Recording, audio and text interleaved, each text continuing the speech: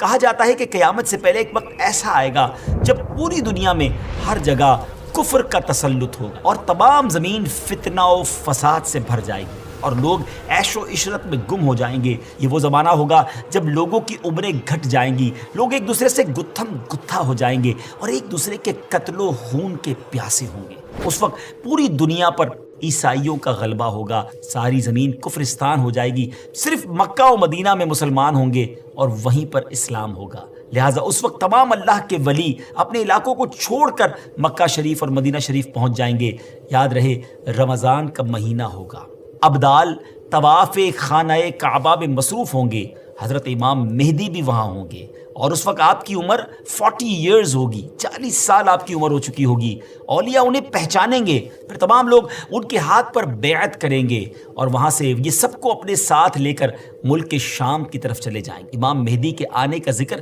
ایک دو حدیثوں میں نہیں بلکہ 200 سے لے کر 250 احادیث اور اقوال تابعین میں ملتا ہے۔ ام المومنین حضرت ام سلمہ رضی اللہ تعالیٰ عنہ روایت کرتی ہیں کہ میں نے رسول اللہ صلی اللہ تعالیٰ علیہ وسلم کو یہ فرماتے ہوئے سنا کہ آپ علیہ الصلوۃ والسلام نے فرمایا مہدی حق ہے، اور مزید آپ علیہ الصلوۃ والسلام نے فرمایا امام مہدی سیدہ فاطمہ الزہرا رضی اللہ تعالیٰ عنہا کی اولاد سے ہوں گے۔ بہت ہی اہم بات یہ ہے کہ مہدی آپ کا نام نہیں ہے بلکہ آپ کا لقب ہے۔ ان کی کچھ اور صفتیں بیان کرتے ہوئے اللہ عز و جل کے آخری نبی صلی اللہ تعالیٰ علیہ وسلم نے ارشاد فرمایا مہدی میری نسل سے ہوں گے، ان کی ناک پتلی اور بلند ہوگی اور پیشانی روشن اور نورانی ہوگی اور ان کا رنگ جو ہے وہ عربیوں جیسا ہوگا، ان کے دائیں رخسار پر تل ہوگا اور آپ کی سیرت حضور علیہ الصلوۃ والسلام جیسی ہوگی۔ امام مہدی کے ظاہر ہونے سے پہلے دریائے فرات پہاڑ کی طرف سے پھٹ پڑے گا اور اس میں سے موجود سونا ظاہر ہونے لگے گا۔ ان کے آنے سے پہلے رمضان شریف کی پہلی تاریخ کو چاند گہن ہوگا اور اسی دن سیم ڈے دوپہر کے وقت سورج گہن ہوگا، اور ایسا گہن پہلے کبھی نہ ہوا ہوگا۔ اور 3 یا 7 راتیں مشرق یعنی ایسٹ کی طرف سے ایک بڑی آگ ظاہر ہوگی اور بہت بڑے بڑے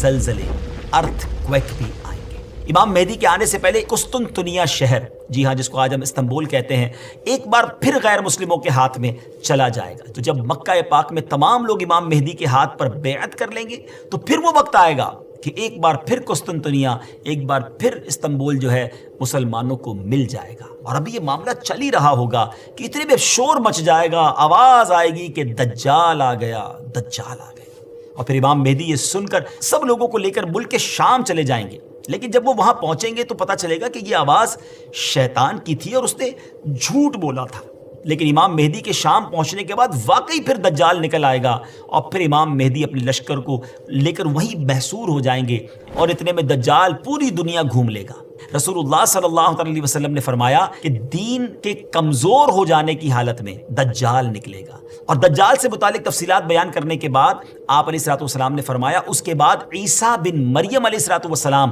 آسمان سے اتریں گے، پھر نماز فجر کے لیے اقامت ہوگی اور مسلمانوں کے امیر امام مہدی کہیں گے کہ اے روح اللہ امامت کے واسطے آگے تشریف لائیں۔ حضرت عیسیٰ علیہ الصلوۃ والسلام فرمائیں گے تمہارا امام ہی تمہیں نماز پڑھائے۔ تو اس وقت امام مہدی رضی اللہ تعالیٰ عنہ نماز کی امامت فرمائیں گے۔ جب لوگ نماز سے فارغ ہو جائیں گے تو مل کر حضرت عیسیٰ علیہ الصلوۃ والسلام کی قیادت میں دجال سے مقابلے کے لیے نکلیں گے۔ اب دجال کی حالت یہ ہوگی کہ وہ حضرت عیسیٰ علیہ الصلوۃ والسلام کی سانس کی خوشبو سے پگھلنا شروع ہو جائے گا، وہ بھاگے گا اور حضرت عیسیٰ علیہ الصلوۃ والسلام اس کا پیچھا فرمائیں گے اور باب لد کے پاس اس کی پیٹھ میں نیزہ ماریں گے اور اس سے وہ جہنم واصل ہوگا۔